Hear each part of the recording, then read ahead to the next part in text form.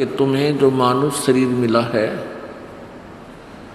इसका उद्देश्य बहुत ही अलग है जितना तुमने सोच रखा है। हमने क्या सोच रखा होता है, जैसे कि बालक होता है तो बचपन में फिर वो शिक्षा ग्रहण करता है, फिर शिक्षा ग्रहण करता हुआ युवा होता है, माता पिता उसकी शादी विवाह कर देते हैं। शादी विवाह के उपरांत संतान की इच्छा होती है, फिर संतान हो जाती है।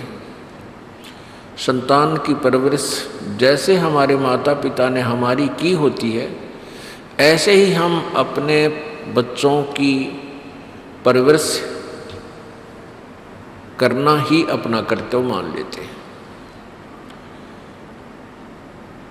और यहाँ तक विचार होते हैं, जैसे पहले जब तक ये तत्व ज्ञान हमें नहीं हुआ था तो क्या देखा करते थे कि बुजुर्ग लोग जो बड़ी आयु के होते थे, 60-70 वर्ष जिनकी आयु हो जाती है, वो बैठकर आपस में चर्चा करते थे कि अभी हमारे 2 लड़के हैं, 2 लड़की, उनके संतान है, सभी को भगवान ने बेटा बेटी दे रखे और सबकी हमने विवाह शादी कर दी, हमारा जीवन सफल हो गया, परमात्मा बेशक ठा ले, अर्थात हमारी भले ही मृत्यु हो जाए, हमारा काम पूरा हो गया मनुष्य जीवन का। अपुण्यात्माओं, इस तत्व ज्ञान से परमात्मा ने हमें बताया कि जो कार्य तुमने मनुष्य जीवन से करना था वो तो प्रारंभ भी नहीं किया। ये जो कुछ भी आपको प्राप्त हुआ, संतान हुई, मिली या संपत्ति प्राप्त हुई, ये पूर्व निर्धारित था, तेरे प्रारब्ध में लिखा हुआ था, तेरे कर्म में था, वही तुझे प्राप्त हुआ। और जो कार्य तूने करना था वो तो स्टार्ट भी नहीं किया और कहता है कि मेरा जीवन तो सफल हो गया। नहीं, तैने तो मनुष्य जीवन को बर्बाद कर दिया, नष्ट कर दिया। जैसे उदाहरण के लिए बच्चों का जो विवाह हो जाता है तो घर के प्रत्येक व्यक्ति की ये इच्छा होती है, इस तत्व ज्ञान के अभाव से ये सब की यही इच्छा होती है कि भाई हमारे जो है प्रथम पुत्र प्राप्त हो, लेकिन पुत्री हो जाती है। फिर दूसरी आस होती है पुत्र वधू को, तो सबकी यही इच्छा होती है कि भगवान इनका तो पुत्र दे, और वह भी बेटी हो जाती है। तीसरी बार फिर सोचता है कि भगवान इनका जरूर सुनेगा और वह भी बेटी होगी, चौथी भी बेटी होगी, 5वीं भी लड़की होगी और आगे बात बंद होगी। तो पुण्यात्माओं, ना तो हमारा चाहा हुआ ना हमारा किया हुआ, वही हुआ जो प्रारब्ध में, जो किस्मत में, जो भाग्य में परमात्मा ने लिखा था। इस मनुष्य जीवन से हमने क्या करना चाहिए था उसका ज्ञान नहीं हुआ। आत्मा की कहीं तड़प हुई, परमात्मा की भक्ति के लिए इसमें प्रेरणा हुई तो शास्त्र विरुद्ध साधना में हम लग गए।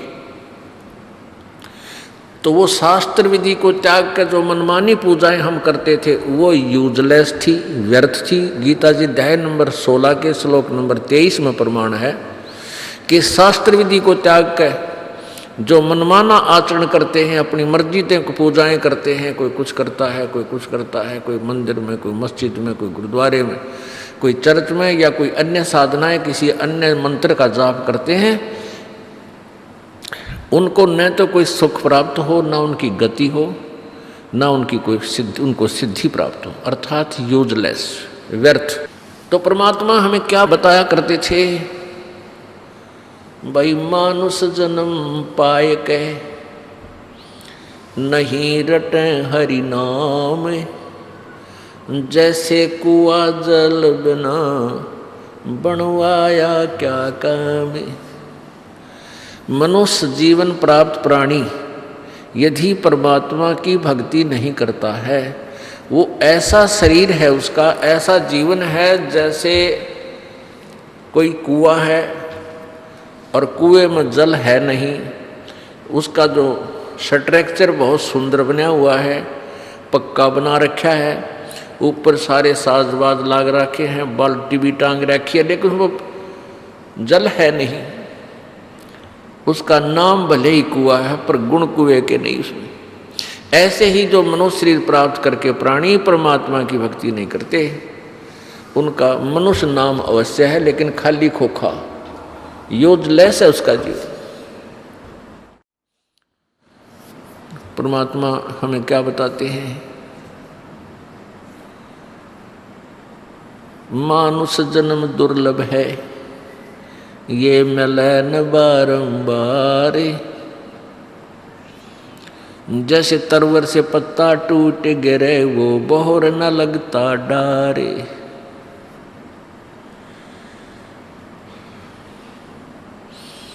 बंदे तू कर बंदगी, जैसा वह दीदारे।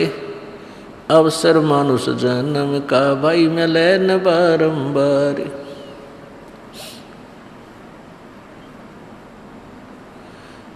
राम रटत कन्या भली, साकट भलो न पूत। जैसे छेरी के गल में गल थना, जिसमें दूध न मूत। राम रटत कोढ़ी भलो हो, चू चू पड़े जो चामे। वो सुंदर शरीर किस काम का, जामुख नाही नाम। कबीर राम रटत दारिद्र भलो हो, टूटी घर की छान। वो सुंदर महल किस काम के, जहाँ भक्ति नहीं भगवान। परमात्मा पूर्ण ब्रह्म सारी सृष्टि के रचनहार कुल मालिक हमें यही बताना चाहते हैं कि तुम जो क्रियाएं कर रहे हो,